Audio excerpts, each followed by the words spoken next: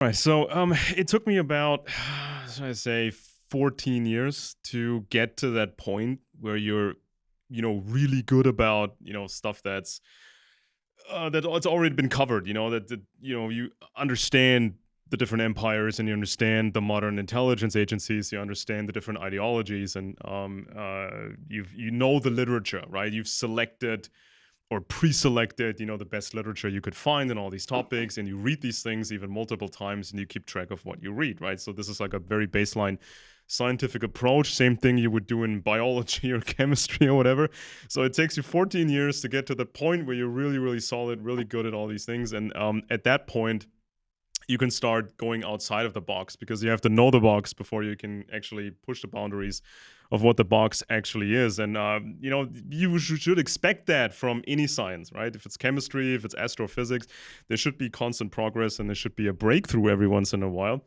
Yeah, I was originally hyper focused, laser focused on the 20th century, right? Because that's when all the action happened, and that still, concerns us today.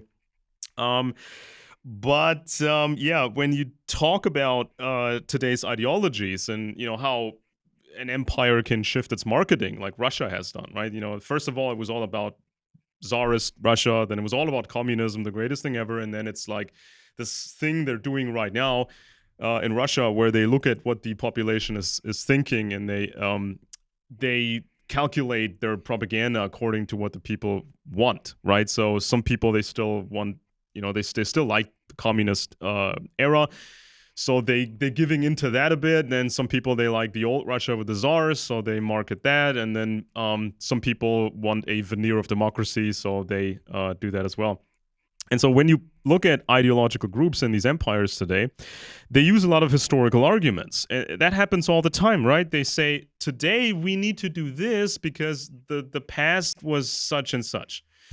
And, when you're basing your entire worldview on that, when you view mechanisms through that lens, what causes what, when you base your entire strategy on that, when you're betting your life on that, sometimes, in certain regimes or whatever, when you bet your future on this kind of thinking, how competent are these historical arguments, right? Because everyone does that. The libertarians do that. Well, because, the past was like this. That's why we have to do it like this. And we have zero government, absolutely no government at all. That's what some of these people say.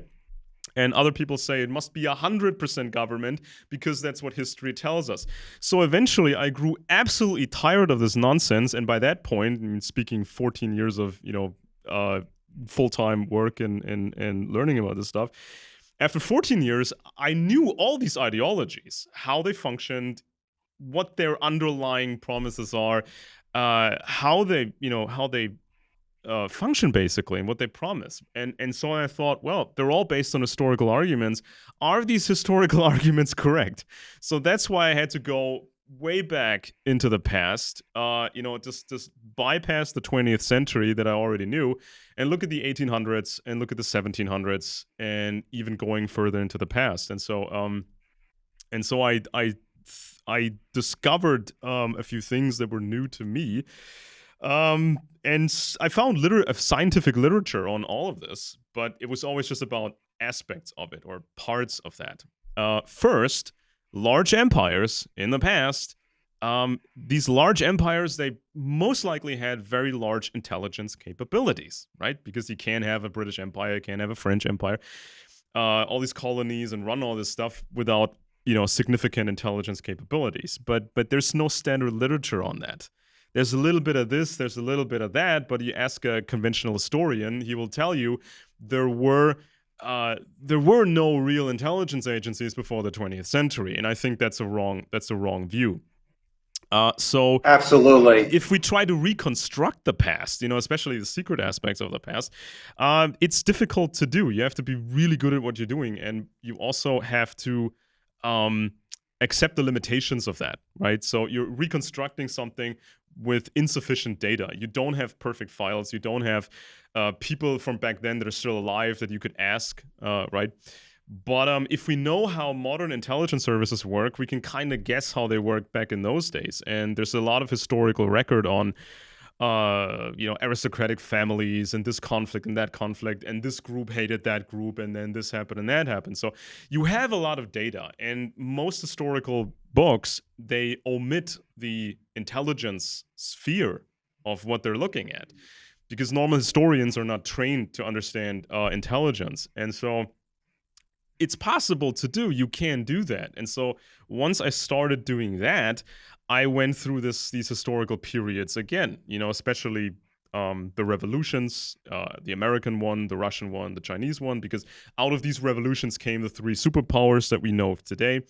And also, if you look at the last 300 years, that's when the big stuff happened, right? Modern science, a different model of imperialism, because back in, before modern science, every empire was very, very similar. They all functioned basically the same way. And so when it comes to communism, you can adopt the standard view of the communist revolution in Russia. And there's a lot of data on this that most people are not even aware of, right? So there's an interesting chapter. There's an interesting chapter in the book here. This is the latest of my books, and it's the staged fall of the USSR and its true relationship with China. The chapter is called "Watching Russia Burn to the Ground." So this is about the time of uncertainty in Russia, when it wasn't clear what Russia was going to be like, because the so-called whites, people from the old system, they wanted to have a white Russia in the future. And then you had the communists, the Reds, and they wanted communism. And so then the interesting question was, what did these other countries think, and how were they going to be involved? Because this is a very common thing in the modern era, of course. You're watching what these other countries are doing, and you may or may not get involved. And oftentimes political debates are about, should we get involved or not? Whether it's the Gulf War or it's, Ukraine, it's always a debate, should we get involved or not? And if you make the wrong choice, that's terrible. This can ultimately backfire.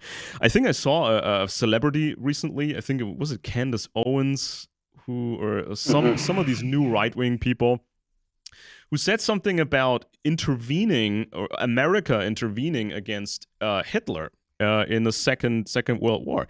And there's this argument floating around that the United States should not have intervened for, reasons. Those arguments have been around for a while, even during World War II, and Pat Buchanan had resurrected it too. Yeah. So different people said the same thing, right? So, but if you know your stuff, if you know history, if you know how militaries think and how tyrannies are, you can make this thought experiment, okay? So we don't have mathematics that we can apply here, like in physics, or, we don't have chemistry lab experiments we can do. We have to do this in our minds on paper and run the scenario. What would have happened if the United States had not intervened? If Hitler had been militarily successful against the Russians, if there was no Lend-Lease program to give tanks and all that stuff to the Soviets. Imagine if Hitler had actually taken over large parts of Russia. That could have become a massive, massive problem for the United States ultimately, right? And especially if you count in the natural resources that Russia had to offer, and the attempts at making nuclear weapons, or the early stage attempts of making German nuclear weapons. So eventually you would have had a massive rocket program of the Germans. Maybe the Germans would have gotten intercontinental ballistic missiles first. Imagine that craziness, right? You have some Hitler type or Hitler's successor or whatever, and they would have, intercontinental ballistic missiles and nuclear warheads, right? I mean, this is a nightmare scenario, and we can actually do that, run that scenario in our minds, or we can do it on paper and say, not intervening, that's a silly idea. Sometimes you just have to intervene. And so with Russia and communism, that was the question at the time. So specifically in Britain and the United States. So World War I was over. Many people died. Lots of money was spent. And so then you have this communist problem brewing in Russia, right? And so the question was, what do we do as Britons? What do we do as Americans? Should we send a lot of troops to Russia to fight against the communists? But that would mean we would fight for these white Russians, meaning the old aristocracy in Russia, the regular Slavic type aristocracy. And you had public debates, you had some secret debates as well, obviously. And we have a lot of data on the public debates, right? So the argument was it's too expensive to intervene. We just spend all that money against the Germans. How can we spend even more money to get involved in Russia, which is a much bigger country, obviously? And so it's a money question. Then it's a political problem. How can we convince our people, our voters, to support another big war in a faraway country, right? How do we sell that? And then, of course, so many people had already died in World War I. How can we justify more dead people? And so we have a historical record, especially in Britain, of people saying, influential people saying, let Russia deal with itself. I think the specific term was, let them decide their own fate. Now, I, of course, chose a different title for my chapter. It's called Watching Russia Burn to the Ground, because that's what it was. I mean, it's easier in hindsight, to judge somebody else's decision in the past. But, this is just, this is in history and in politics. You do revisit the past and you do come to different conclusions. So Churchill said, no, we should intervene. This was Winston Churchill. He said that we should strangle communism in the crib. We just destroy it when it's young. If we wait, it's going to become a much bigger problem. And ultimately, that turned out to be the correct assessment that Churchill gave at the time. And then Lord Milner, he was kind of all over the place on that topic. And so this was like a back and forth. And ultimately, no significant troops were sent to Russia, even though, and that's confirmed by the French at the time, you could have had great success in Russia against the communists. Because there were some battles over there, and with a substantial amount of weapons, or a appropriate amount of weapons and support, you could gain lots of territory and squash communism. That was absolutely possible. And there were calculations, how many lives is this going to take? Now, the French were optimistic, and we have the historical record on that. There was a French assessment at the time, and they said that, well, it wouldn't be expensive to squash communism. We wouldn't need so much money in there. But the British were operating on a different assessment. And this was very pessimistic. They said that, the authors said that, well, it's going to cost us a fortune. We cannot afford this.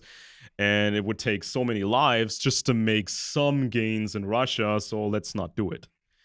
So completely different assessments. And so then it was out of the question to intervene in a military fashion. So what was left, the intelligence realm. Okay. So there was some British secret missions, especially the Riley mission. So this is when you send out agents and you make these spy networks in Russia and you try to kill Lenin and some of these other Bolsheviks. Okay, so this is baseline stuff, right? But according to regular historians, the British had just learned how to do it. They just improvised. The British improvised their intelligence services overnight, and they didn't really know what they were doing. But that's not really realistic. So they had these operations. They failed. So they didn't kill Lenin. They didn't destroy communism in the crib. And if you look at these secret operations, which I've done for my book here, Stage 4 of the USSR, it seems like these attempts by the British were not really serious either. So they made a decision not to really intervene in a military fashion. And it seems like they also decided to not intervene for real on the intelligence front. So there was probably, as we can reconstruct it, there was a conscious decision to let the communists win. Because they knew at the time, the British especially, they knew at the time what was going to happen. The communists were in control of the Russian arms production. They could make their own rifles, they could make their own artillery shells, and so on. The so-called whites were dependent on shipments from outside. And so it was pretty clear where this conflict was going. So apparently the decision was made to let the communists win. So then we have to run different scenarios. Why would you let the communists win? What would be a reason for that? Or what was a basket of reasons to let the communists win? And I run these different scenarios in my book. I'm not saying I favor this one scenario because it makes me look cooler, or because I like it more, or because it's like gives me fuzzy feelings or whatever. No, I run these different scenarios because that's ultimately what you have to do. Whether it's a current intelligence case or it's a past case, you have to look at. Could be that way, could be that way, could be that way, and you have to have an open investigation in all these directions. You can eliminate some scenarios when they don't make sense or when you can really debunk them. So, for example, the baseline conspiracy narrative of the revolution. You know, that the windmills, I call them the windmills of Zion, you know, the elders of Zion, they did this communism thing. So the Russians are not to blame. This is kind of what people think these days, you know, that communism was forced onto Russia, as if the Russians didn't do this to themselves for the most part. I mean, these peasants in Russia, they signed contracts for the Red Army, and then they killed other Russians. And Lenin was a Russian. You know, he had a Jewish grandfather or whatever. That didn't matter. That didn't decide anything. And Trotsky was from a Jewish family, but he was still a Russian, and this was a very Russian affair. So you can exclude some of these stupid scenarios, and then you're left with the more realistic ones. So what would be a reason or a reasoning to let the communists win in Russia? So maybe they thought, well, communism is stupid. You know, you can't really have a functioning system with communism. So maybe if we let communism win in Russia, these people are going to be so slow and stupid and incompetent, they won't be a problem to us. It's just going to be 20, 30 years at least of smooth sailing, not having problems with the Russians. That's one idea, of course, you know, because if you think about it, before the communist revolution, Russia was in trouble. You know, the czars were just backwards. The regular aristocracy was very backwards. They did not have great industry like America. They were terrible. Russia was utterly terrible. And so there was always a danger of Russia falling apart, right? And Russia breaking apart, and then you have all these different Russias, and they're all fanatic and crazy, and they start wars. What about having a unified Russia that is stupid and incapable, right? They don't have great industry. Wouldn't that mean peace or relative peace or calm for these other countries like Britain and the United States? So they don't have to deal with it. That's one possibility. And then, of course, we saw pretty early on, after the communist revolution, we saw these economy deals, you know, like selling stuff to the communists, you know, whole factories, building up industries and that sort of stuff. So why did that happen? Well, maybe the thought was, we can control what's going on over there by selling them stuff they can't make themselves, because it's like feeding a drug addict. You know, they need Western technology. They need that constant infusion of Western technology. And by giving them what they want, they're not developing their own capabilities, you know, and it's just like to this very day, the Russians, they can't really make things themselves so well. So maybe that was the decision, right? Let's imagine that for a second. This decision was made, let Russia burn to the ground, so it's not a problem for us. Let's hope this all works out. So then it didn't work out. Russia became a grave threat, and it became a nuclear threat. So we could say, looking back, that was the wrong decision. There should have been an intervention. You know, Churchill was right, but some people made terrible decisions, and they overruled Churchill, and they made these decisions, and it turned out to be wrong, and now we have to deal with the consequences. So then we have to think, in that scenario, you have to think about who made these decisions back then in Britain. This is something that Professor Carroll Quigley was so concerned about when he wrote Tragedy and Hope, when he wrote this other book about the Anglo-American establishment. Many people mention, or some people mention Carroll Quigley, but they didn't really read his books, or not fully. And essentially, Professor Quigley was really concerned about that secret decision-making, because he knew the appeasement against the Nazis, which was strategic, and this decision and that decision. These decisions were horrible. They backfired so bad, but who was making these decisions? Where's the accountability? How can we prevent further mistakes by these secret decision-making bodies? Because we saw a repetition of that, and that's what quickly warned about. We saw this starting in 1991 when Soviet Union was supposedly over. And everybody had this wishful thinking, oh, we're going to deal with the Russians. It's going to work out fine, but it didn't. So who's making these secret decisions and who is held accountable for that? So this is what I'm looking at in this book. And so then there's another scenario, right? Britain, especially powerful circles within Britain and powerful circles within the United States, they made a decision to work with the communists, to have a working relationship with them, to watch that, what they call social experiment over there. And they would hope that this would all work out, but then there was an infiltration problem because the communists were really good at spying.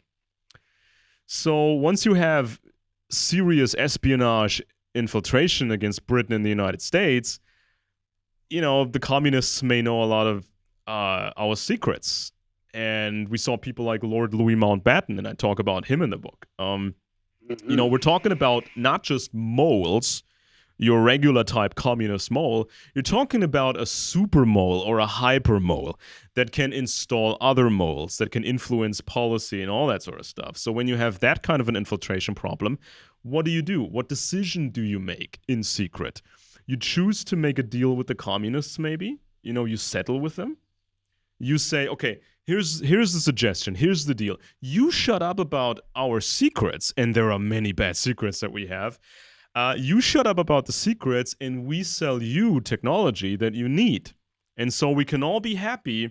You control this part of the world, and we control that part of the world. So that would be kind of a secret deal kept from the general population. Wouldn't that be significant to understand or to know about, if that actually happened? Because that would change our perception of history. And this is also something that Professor Quigley talked about. He was writing his grand book, Tragedy and Hope in the 60s, in the Cold War. And Quigley, who was really experienced with empires, quickly said, well, it seems kind of fake to him, right? Because with nuclear weapons, it doesn't really make sense for the United States to have all-out war with the Soviet Union. It's stupid, right? You destroy too much.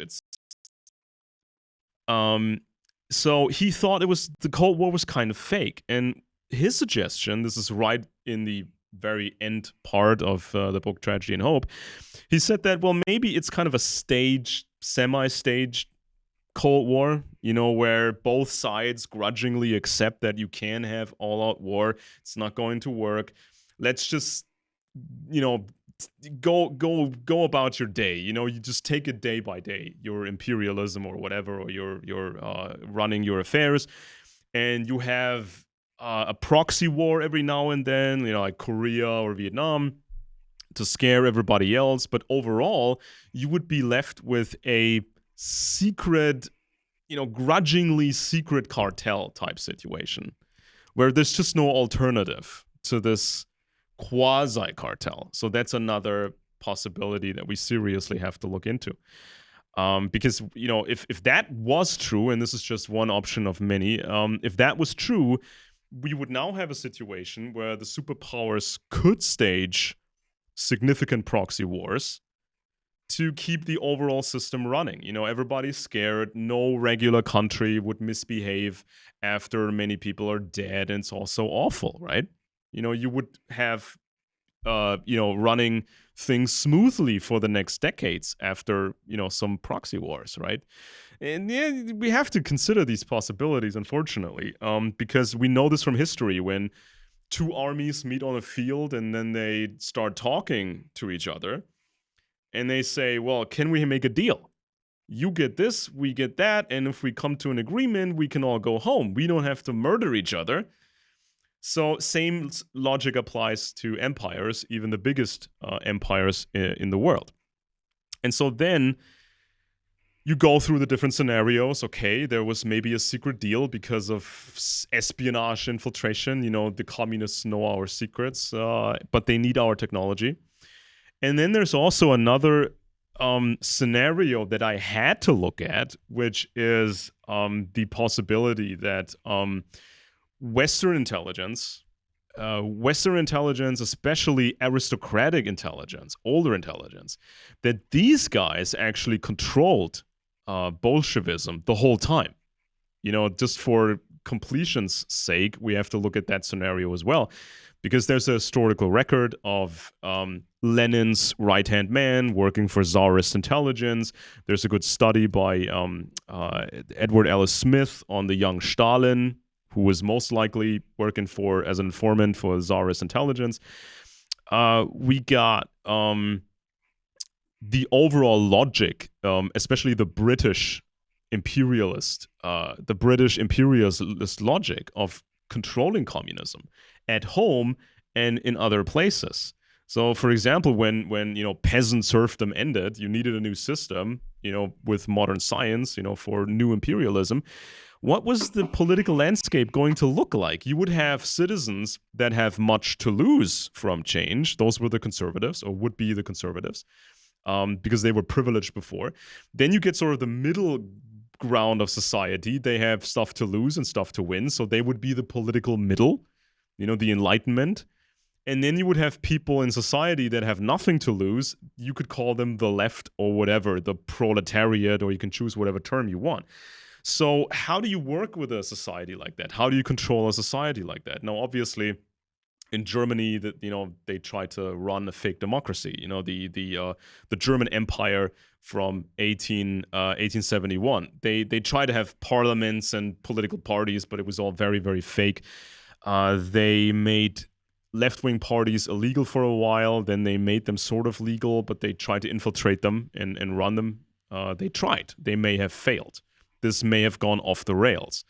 Like in other places too, because every empire was faced with the same situation. How do we run a political system? How do we run, parliaments and political parties and ideologies? We should run it all in secret, right? I mean, this was especially the British approach, because in my view, the British faked their own enlightenment, because they had a transition from classic serfdom, imperialism, to this half democracy, half republic, half monarchy thing. But there was no revolutionary chaos in Britain like you saw in other places like France. So judging from the historical record, trying to reconstruct what the intelligence capabilities back then were, it looks to me like Britain ran its own fake enlightenment, right? Secretly controlling capitalism, secretly controlling the political parties and controlling the ideologies using baseline intelligence methods. Because what's the most simple tool in the intelligence world toolbox? You create front organizations. This could be a corporation, this could be a political party, this could be anything, right? So maybe there was an attempt by British intelligence / aristocratic intelligence, maybe there was the attempt to have a controlled left-wing, to have a controlled left-wing sphere domestically and internationally. Maybe they were really good at controlling it. Maybe they were not so good at it, and this went off the rails, and they had to settle with the communists in Russia. Maybe, this completely went off the rails. Maybe they were good at controlling them, and then, of course, we would have to look differently at the communist revolution in Russia. Because for the aristocracy, they always wanted to change Russia. The House of Hessen, which was the British throne and also the Russian throne, the House of Schleswig-Holstein and all these funky German names that they had, they wanted to change Russia in the 1800s. They wanted to do this for a long time. I mean, we even see that when Vladimir Putin talks about this. He talks about history, and he talks about Catherine the Great, and he talks about Peter the Great. Well, what did Peter the Great try to do, and what did Catherine the Great try to do? They tried to westernize Russia. they ordered these aristocrats in Russia to shave off their beards and learn French and read Western literature and all that, and gain access to Western science and technology and culture. So they had these different ideas in their minds. One of the ideas was to have a fake enlightenment, like in Britain, and turn Russia into a half monarchy, half fake republic, right? Another idea was to sort of copy or make a version of the American system and have sort of like a full republic, but the Russians, they wanted to control every major aspect of it, obviously, but it would look like a republic, a full republic. Then you had an idea which was strange, but you can find this in a historical record. You had this idea of keeping the czars, keeping the czars, keeping the monarchy, but have socialism underneath it. Of course, controlled socialism, right?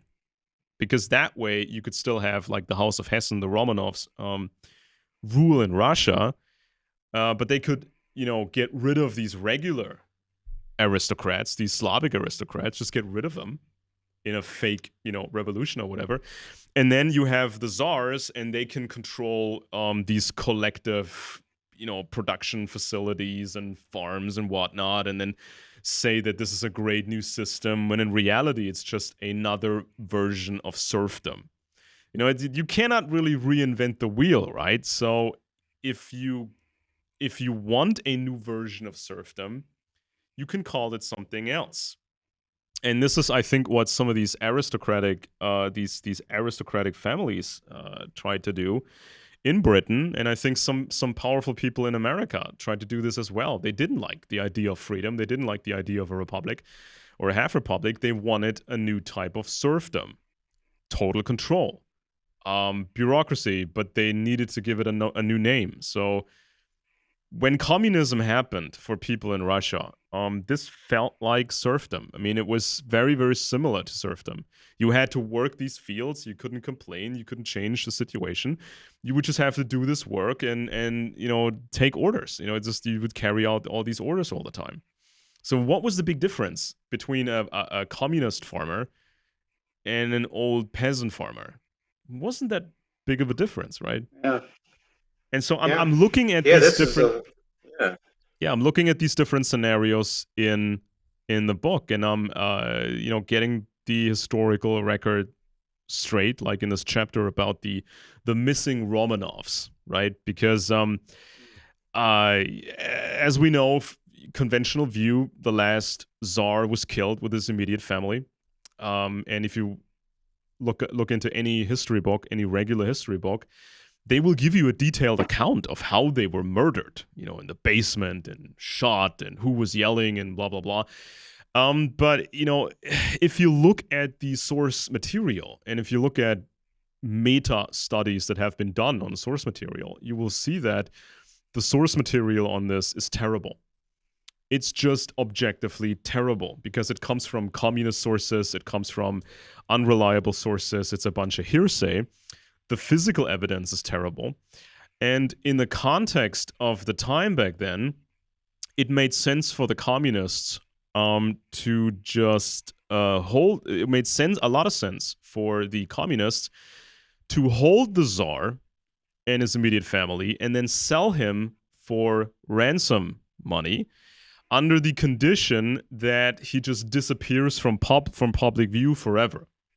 This was preferable to the communists because they wanted to be seen as, some people you could deal with, people you can make deals with.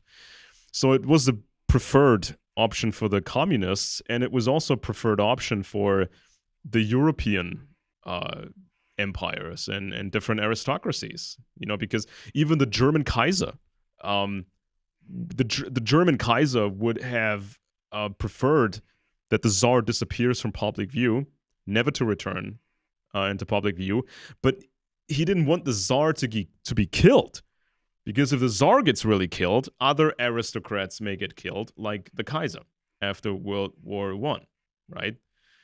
The Brits, they could have taken in the Tsar, and there was some rumblings and musings. We should evacuate the Tsar and bring him to Britain and then put him in a castle, and then the Tsar could theoretically run an exile government. Would be easy to do, right? But, they ran these scenarios and they apparently made the decision that's not what we want. So, according to the official record, nobody had a plan, nobody did anything, and then the Tsar was killed. But still, Britain was happy to deal with the Bolsheviks, which is kind of strange.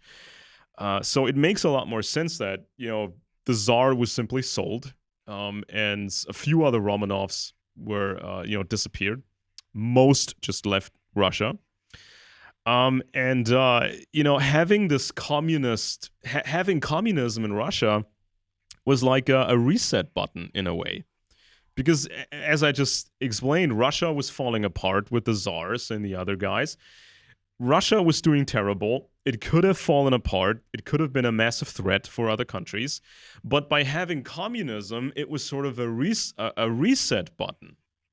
It just changed things, and maybe some empires thought this was a good option, and maybe that decision totally backfired, and we're still left with these secret decision-making bodies, and they can still make decisions that we're not supposed to know about.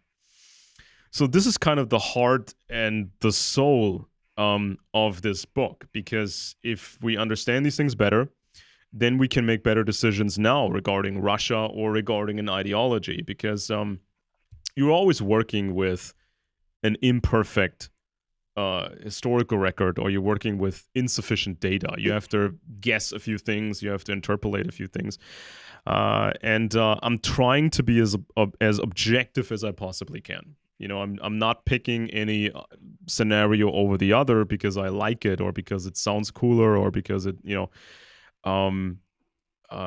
because it gives me a good feeling, right? It's just this is what's going on, and you better get it right, or you better understand how complicated it is. Because if you make a wrong assumption of the past, and then you create a historical argument, and then you base your strategy on that, if you're wrong about the past, your whole strategy is wrong, or maybe wrong, and you are just destroying your own opportunities, and you're causing the biggest problems you couldn't even imagine. So even scientific definitions about evil, right? Because when you look at different religions, when you look at different political ideologies, they always promise that they and only they understand how evil works and how you can defeat it. But these concepts were, even the ideologies, they were created before we had modern science about human evil, right? So I think it took until the 1980s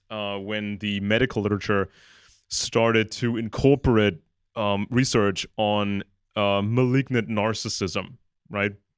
And then we got new scanning technology. So nowadays you have scientists like, I think it was James Fallon, who looked at the brain scans of psychopaths, and he looked at the genetics of psychopaths, and he looked at other factors that go into that. So now we have an actual scientific understanding of extreme forms of human evil. And so we can then look back at history and try to use that modern science in figuring out, what was Hitler really like? What was Stalin like? What was Mao like? What were other, leaders and dictators really like? Was this just the pragmatism of the time, or was it outlandishly evil? Was it just pathologically evil? So once we have a scientific modern understanding of human evil, we can better make the distinction in terms of rulers and dictators of the past.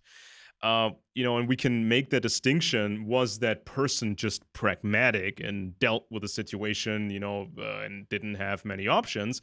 Or was that person outlandishly evil, way over the top, especially in a fashion that even hurt that person's own interests? This is like the typical example of Hitler, right? Hitler was most likely very pathological. People always just talk about his ideology, but the probably the controlling aspect was a mixture of pathologies. And so he was so over the top in his in his decisions, and especially his the domestic killing program, right? And of course, when this was going on, and immediately afterwards, even seasoned generals who just looked at the war and the entire era, the entire Nazi era, many experts wondered why did they do that? Why did they try to kill every Jewish person instead of and why did they mistreat these populations in Poland and Ukraine, and why didn't they treat these people better and gave them opportunities so they would be there would be sort of a broader base against communism? Why was it so outlandishly evil? And of course, if you have modern science, you can answer these questions a lot better. And when we compare, then we draw these comparisons to outrageous capitalism. It's a psychopathic, narcissistic capitalism, right? This whole grab what you can, break every law, try to get away with everything. If it's really unregulated, if it's if there's too much chaos, a system cannot really run for a long time. If it's too mafia, it's too primitive, these people will fight among each other way too much. I think, and how would the next generation function if they grow up with the craziness, and if they grow up with the wealth? Why would the next generation have a work ethic? Why would they take risks for a group, for a collective purpose? Why wouldn't they just take drugs and drink and not really work and just command people around? Especially with narcissism, the most defining feature of pathological narcissism is a detachment from reality. You don't see things the way they are. You just maintain a fantasy and cultivate that fantasy in your head the whole time. And you just lie to yourself and to others to uphold that fantasy. Now, how successful can that be in the long term? We saw this with the Nazis. They were amateurs in many ways, made so many terrible choices, and then we see other empires that have existed for hundreds of years, and we see aristocratic families that were powerful for 1,000 years, like some of these European families. And so I think that especially these aristocrats, who became bigger and more powerful over the time, I think they developed a system of controlled greed where you enforce this loyalty within the family. You have a strong work ethic. You get them rewards. So if you take those risks, if you put in the work, you get specific exclusive rewards. But you're not showered with these rewards, especially in your early life, because otherwise everybody just takes drugs and has a bunch of fun. You couldn't run a system for a prolonged time, and that's why I think that even American, the worst of American capitalism, I think there's something else behind it, because it can seem chaotic at times, but the way it expanded in the last, in the 1870s, especially 1880s and 1890s, when all that happened in America, I think there was a large degree of hidden control. I think there was a large degree of coordination, because it created the oil industry, the steel industry, then the car industry, which was all war empire related. And so I think it's naive to think that this stuff just happened and it was just about the personal greed of a Mr. Vanderbilt or Mr. Rockefeller. So I think it's the old problem that Professor Quigley talked about: secret centers of decision making. Who are they? What have they screwed up? And why is there no accountability whatsoever? And of course, because regular media and regular historians, they're not really looking into this. And so there's a vacuum. People want to know who's making the decisions. People want to know secret things. And so that's when controlled conspiracy media appeared.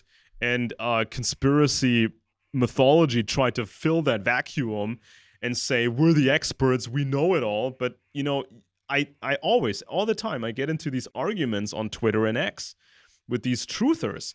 And I tell them, you guys have two buttons. One button is, it's the Jews, and the other button is, you're with the Jews. It's like when the British had these open colonies and they would force them to hand over resources and then buy these industrial products back.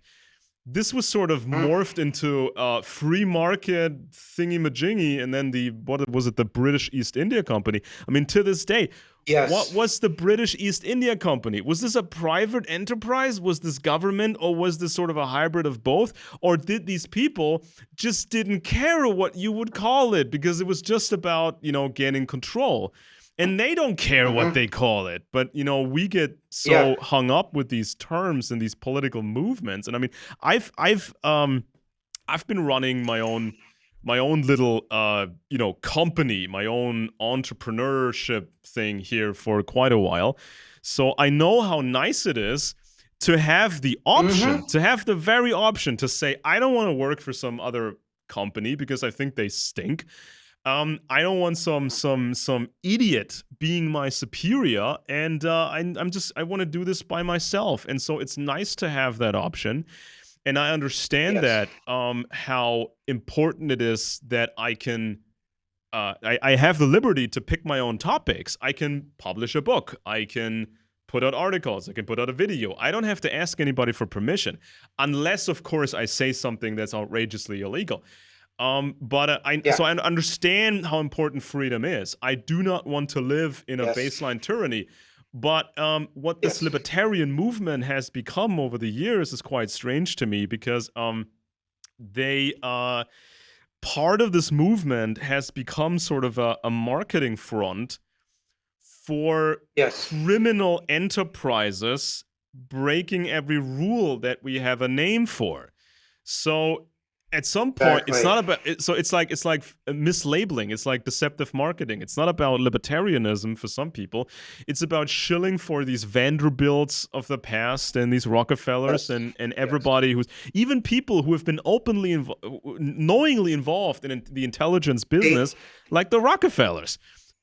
With some of these libertarians, I mean, I have to ask them, are you really about liberty, or do you have a scientific full concept of liberty, how to get it, how to keep it? Do you really know about liberty, or are you just shilling for a group that is behaving like an aristocracy, that is playing by aristocratic rules? I really want to know. Can you be honest with me? And so we even have some weird brands of libertarianism in Europe. So these are people who are openly calling for the reinstatement of the aristocracy, of aristocratic rule, because they say this aristocracy would then be a transition phase on the long journey to freedom. I kid you not.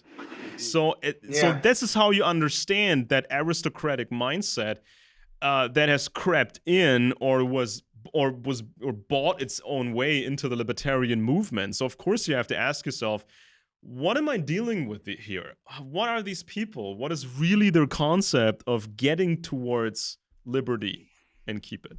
I think that eventually empires really learned from the past, and they understood why empires in the past failed, because you can not only learn from somebody else's successes and just copying what they did, but you can also learn from somebody else's mistakes and then avoid that kind of thing that was done wrong. And I think that when you talk about these communist countries, I think what they really understood was the biggest flaw, or one of the biggest flaws of a traditional empire like the Roman Empire or the later European empires. And the flaw was that you know exactly where this particular empire starts and where it ends. You know exactly what the territory is, and it's very clearly defined. You know, this belongs to them. The more transparency you have in an empire, this creates all sorts of problems. And this was, of course, Rome's problem. And this was also very much the problem of these later European empires, because these European empires were family based. So you would know France is controlled by this family mostly, and then Britain is controlled by those families, and Germany or German territories were controlled by those families. So the more transparency you have, the more somebody can attack you. They know what your resources are. They can spy on you to gain all sorts of information about you. So what's the logical conclusion you can draw from that? You need obfuscation. You need obfuscation methods so people don't know how big your empire is. They don't really know where it starts. They don't really know where it ends. And they don't really know who's running it in what way. So when you look at these different communist entities, the way they are presented, Soviet Russia, then the Soviet Union, China, and then North Korea. I mean, what other choice did they have but obfuscate, but play these games and say, or create the impression, we're just new at this, we're morons, we're too greedy, we will fight among each other the first opportunity we get, and we're just squabbling and we're dumb and we're idiots, right? I mean, this is something you want to create, this false impression that other people underestimate you. They think you're new to the game. They think you're not really up to the task, the challenge. But even when we look at Britain, even when we look at parts of the United States, I think there's a lot of obfuscation, right? Because we don't know what the British secret networks were on American soil, before, during, and after the American Revolution. We don't know exactly what modern day Commonwealth is really like. The British Commonwealth. They said, we're not doing the old imperialism anymore. We're not just pushing people around in these faraway countries and just shooting them if they misbehave. We're nice now. We're modern now. But, what is it really? How much do they control this Commonwealth through intelligence methods? And so modern era is all about obfuscation. Nobody's supposed to know who makes these decisions, really. And same goes with communism. They would have a new territory, like in Poland after World War II. They would gain a new piece of territory: Ukraine, Poland, East Germany. What did they do in this territory? Implemented complete control, like you would expect. But then in Asia, we're supposed to believe they did it completely differently.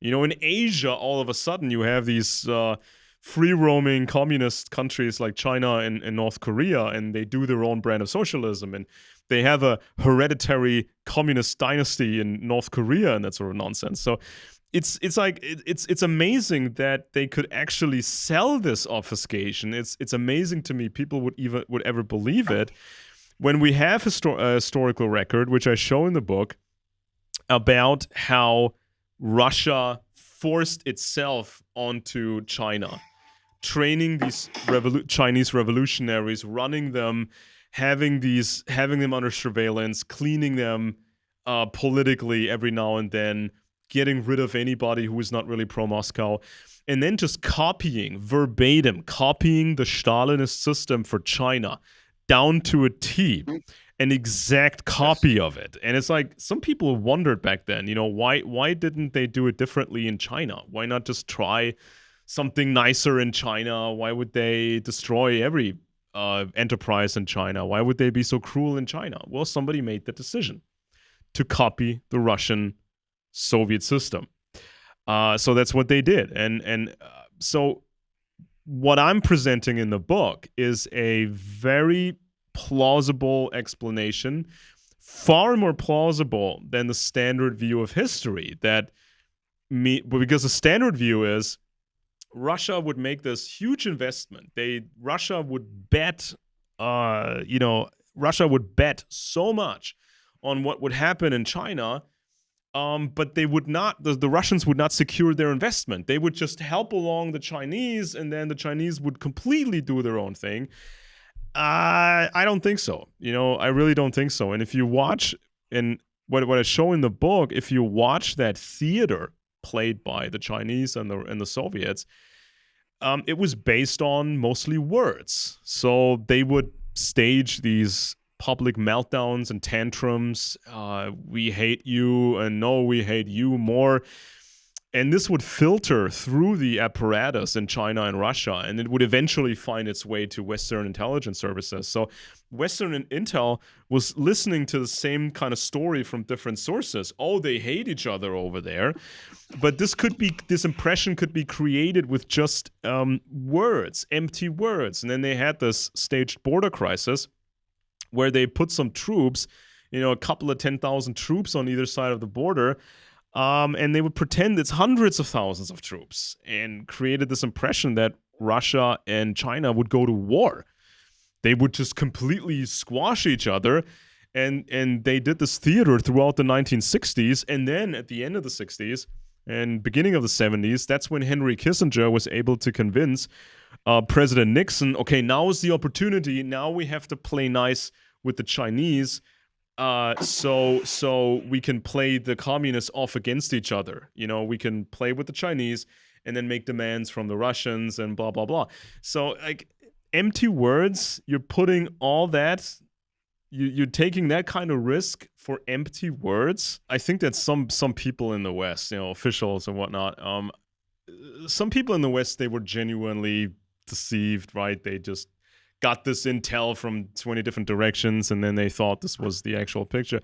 But then, of course, there's a level above that, a level above these people in the West, and on this higher level, these officials probably, they thought something different. They probably thought that, yeah, of course we know they're fooling us over there. Of course we know they're playing theater over there, but we're working on some kind of a deal with them, because that we think will bring stability. But we can't really talk about this in public. We cannot really tell anybody else about that, because then we might not get the deal, and because that deal would be pretty scary in many ways.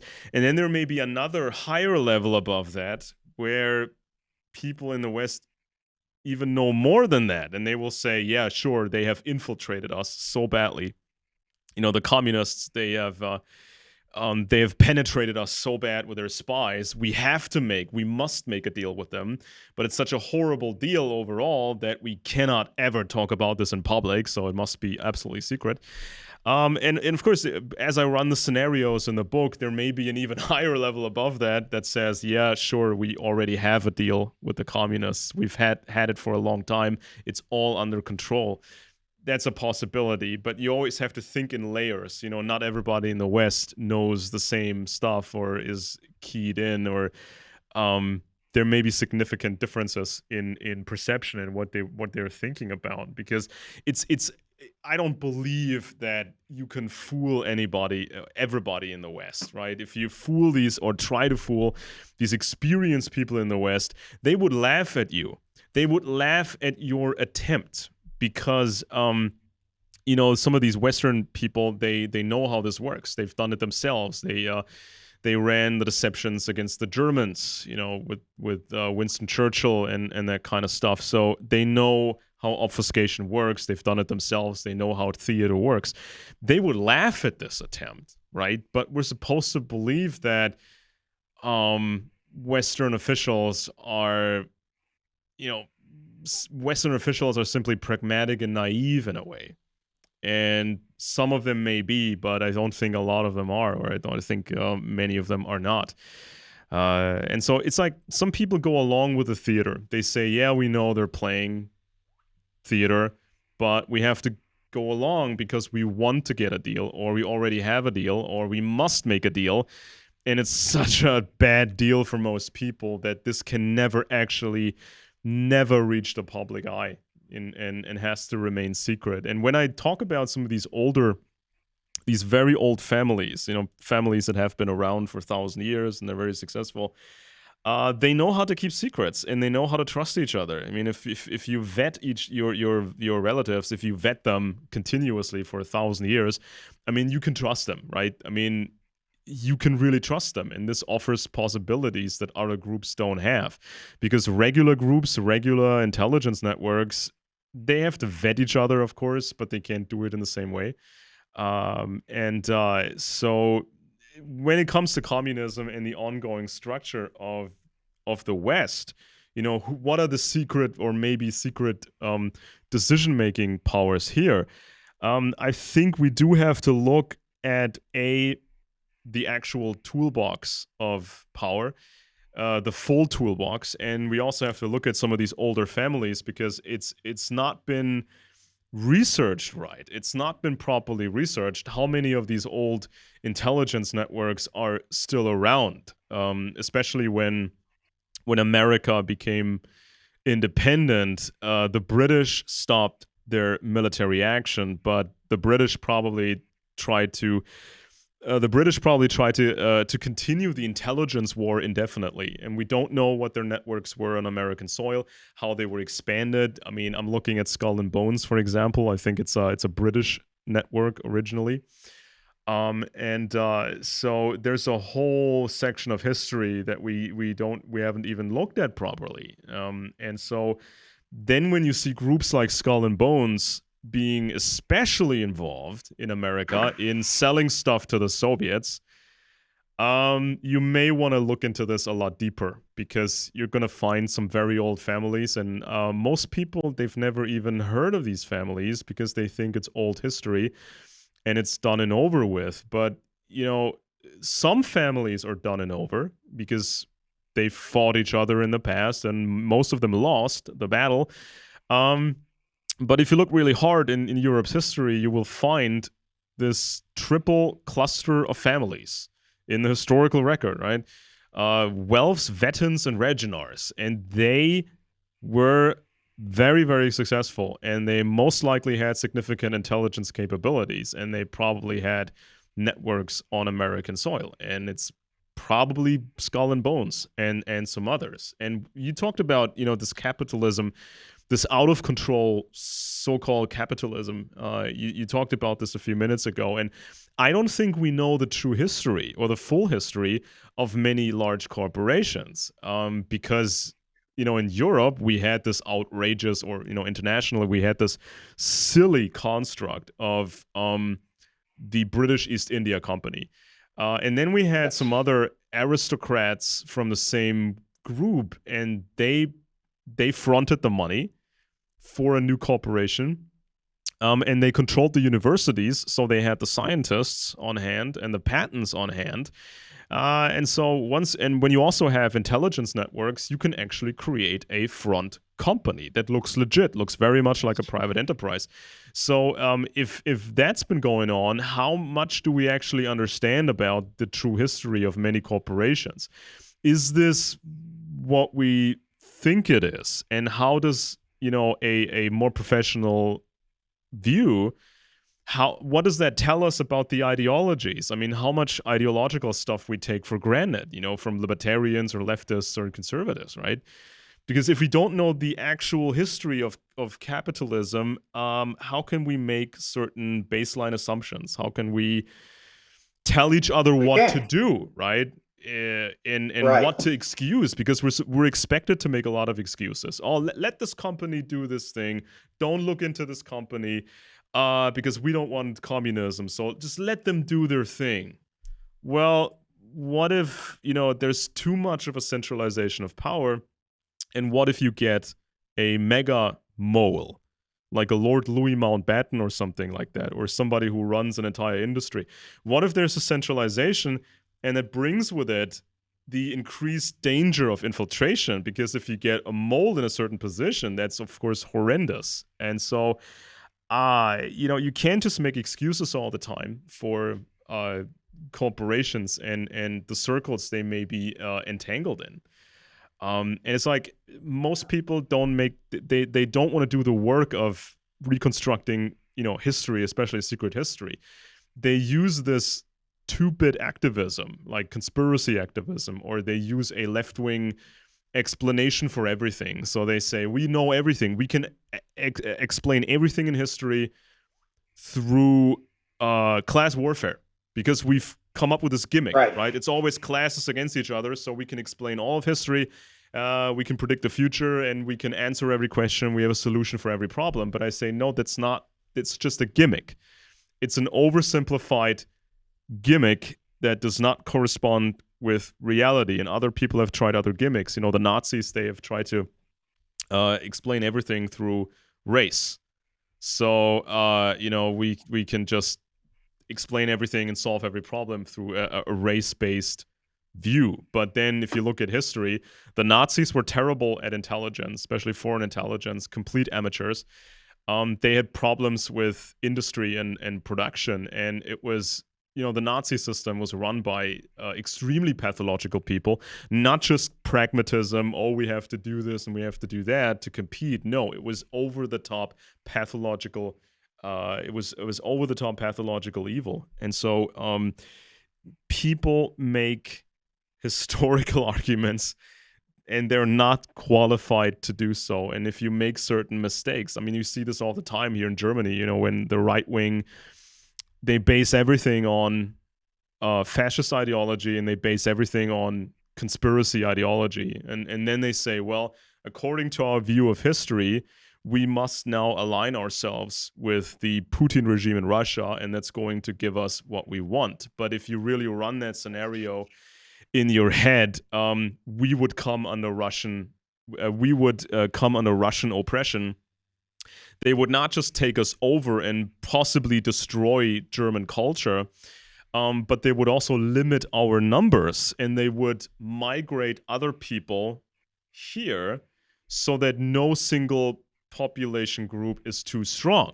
So you would end up with the exact opposite of what you wanted. You know, you wanted this big independent German empire and have it all be white people, and we all look like the old propaganda posters, but then you end up with the exact opposite. So there's a lot of people who are completely unqualified, and I noticed that recently on Twitter or X that people are now even using basic terminology wrong. It's not just creating some fancy, you know, lie or creating some distortion and making an effort in deceiving people or whatever. It's just about, you know, somebody said that the Ukrainian demands in the war mean a surrender of the Russians. And I'm thinking that's not surrender. That's just withdrawing. You know, the Russians withdrawing. They were withdrawing from Afghanistan once. They withdrew from East Germany once. They withdrew from Ukraine once. They withdrew from Poland once. And this was not a Russian surrender to these other countries. It was just a withdrawal. So people are using terminology wrong. And it's like a breakdown of communication itself. People don't read books. They are incapable of understanding what their limitations are. They're using terminology wrong, and they're using this two-bit activism, like saying, well, it's the Jews, and you're with the Jews, or it's all class warfare. This is a breakdown of communication, and normally when communication breaks down, you know, people look at other forms of forcing your will onto other people, and it's usually violence, and that's not a good thing at all. So people need to appreciate how difficult this stuff can be, but it's still understandable because this is my job, this is your job. We're doing a lot of the work, specific work, so people out there don't have to replicate that. They don't have to do the same volume and, you know, do this full time and whatnot. So they can save time, and they can prevent mistakes. They can prevent themselves from making mistakes. This is kind of the job we do. This is the service we provide. It's like when you have a car accident, you don't have to operate on yourself, or you don't, or a relative of of yourself. A relative doesn't have to operate on you. You're getting this done by a trained professional. So you don't need a medical degree.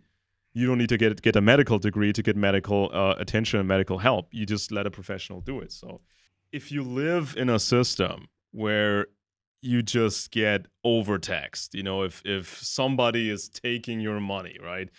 People are taking your money left and right, and you pay stupid prices for things. You know, if if that's kind of the case, if you can't really build wealth, if you can't keep your money, if you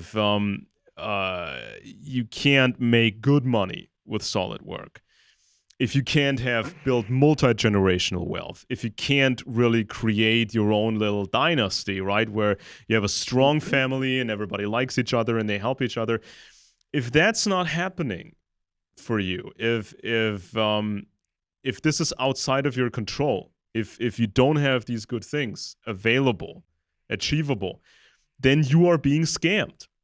And it doesn't matter what the system you live under is called or how it's marketed or what gimmick they use to explain everything. You are being scammed. And especially if you don't have any real personal security, if you can be taken out at any moment, or somebody in your family or your friends, they can be ruined at any moment by someone or by, the authorities or whatever. If you encounter these circumstances, you are being scammed. And then you have to be systematic about it. Who is scamming me exactly? How are they doing it? And what am I supposed to do about it? And don't fall for these controlled opposition gimmicks, because that's just an easy way of keeping things the way they are. You have to be methodical about that. You have to be honest about that. You can't just pick something and say, well, I like this idea, so it must be true. And I don't like this idea, so it must be fake. And let's just figure this out, just combined, no matter where you come from or what your background is and what you've experienced in life and stuff that you've read. Let's just figure this out together and be constructive about it and very productive about it. It's not like you're not supposed to choose between different variations of the same scam. And activism is not the same, or real activism should not be endless, useless, unproductive fights. Just ineffective, incompetent complaining about everything. Just you complain about this group and that group, and you complain about women, you complain about men, you complain about people who have more than you. That's not how it works. It's just the exact opposite of how you get what you want, because some people assume, or many people assume, that empires are still stupid and function like they did in medieval times, and they haven't progressed since medieval times. But they really have progressed. They have scientists working for them that tell them how to improve things. So you're dealing with some very smart people, but their toolbox is still limited, and they also make mistakes. And they when you reach, and this is kind of what helped me all these years in my research, when somebody tries an operation that is just very, very big, it becomes not really possible to hide this operation because of all the metadata and the results of the operation. You can't really fully hide it because it's too big, but you can sort of draw attention away. You just have to create diversions. And once you learn how to get past the diversions, you can reconstruct some pretty large operations and networks, because as the empires grew, so did their operation. Even though the toolbox is virtually the same, or has remained the same, they now can have computer calculate things and test different options and operations before actually implementing them. So if you pick a standard ideology and you pick a standard way of thinking, they can calculate you. They can calculate what you're going to do. If they introduce that tax, or introduce another war, introduce something you don't like, they know in advance how you're going to react and how your fellow human beings are going to react. So this is kind of the only really new thing that they have, but it's still based on people's behavior. So I think I'm out of my time. I'm at the end of my time slot. I think you're at the end of your time slot. Yes. So yeah, this is just, people can check out my books. It's candorintel.com, and they can also look at Amazon and look for Alexander Benesch, my name, and look for the print books and the Kindle books, and they can also find your stuff on there as well. And if you read, you can be successful out there. If you don't read, you're gonna lose. This is kind of the constant thing that I've experienced over the years. It's really a question of winning versus losing if you read versus you don't read. So I suggest everybody out there starts reading.